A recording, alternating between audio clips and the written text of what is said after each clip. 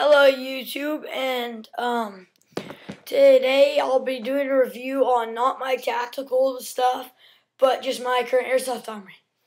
So I'm gonna start out with some guns.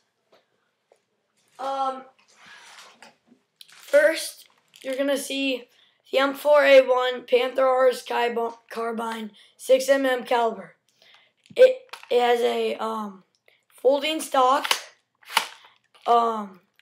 It has the stuff, so it's semi, auto, and on safety, but it's meant to look like that. It's not electric. It's a spring powered, so it does not go fully automatic.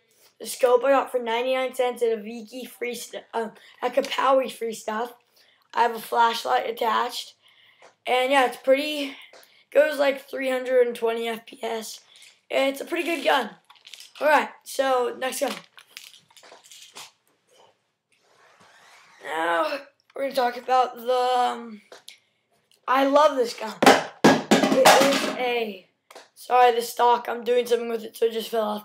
It's an AK-47 Kalashnikov, and the whole gearbox is metal, the magazine, and the barrel's metal, but this little tan part is not. So yeah, it goes fully automatic, semi, and safety, and it goes 426 FPS. Has a really high rate of fire. It's really good. At a 1 to 10, I'd rate it a 6. So let's move on to the next gun. Here, wait, I'm gonna put the folding stock back on. All right, next gun. Now we're gonna talk about. I've never known the name, but I got it for $70 at Strike Airsoft on Harbor Boulevard in Costa Mesa.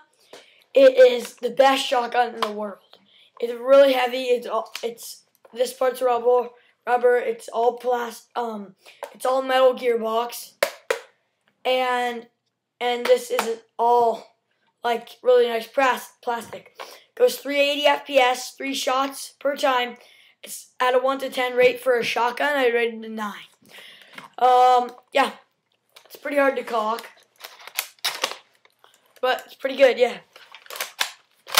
You'll hear it right here. Here we go. So now we're moving on to the next gun. Here's my other shotgun. It was like my second airsoft gun. It's really crappy, but you know, it's okay. I'm not gonna say much about that because it's a Smith & Wesson Springfield, made in USA. Yeah, it's pretty good.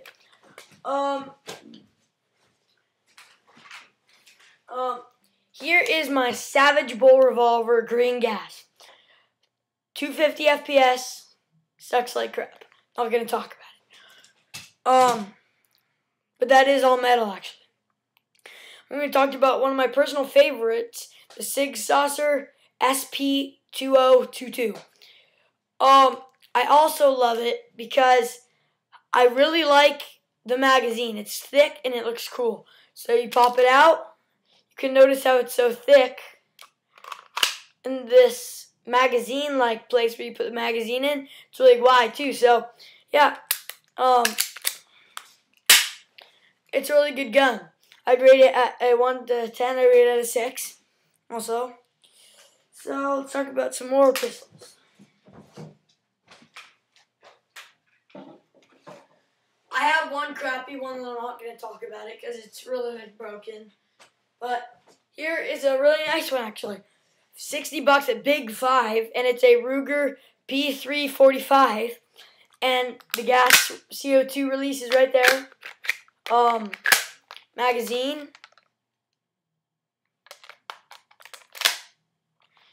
Yeah. It's really cool. I'd rate it at a 7 from 1 to 10. Yeah. Here is also one I got for $80 at Big 5. It's a C11 gas release CO2. Clip is very thin. And the barrel's like jammed out, so If anyone can comment on that and tell me how to unjam it, it's not with an unjamming rod. I can't get it, so that'd help a lot. Here is my Colt MK IV. It's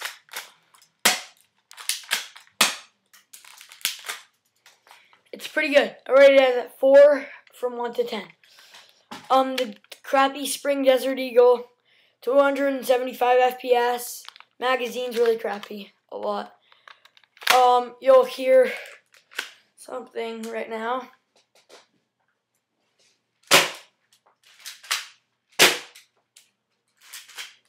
Yeah, so it's pretty good. That includes my current Airsoft Armoury. I also have other guns shipping in, like, they're really nice, like $500. So, I haven't done reviews for a long time, so take it kind of easy. Comment, subscribe, and rate. Bye, YouTubers.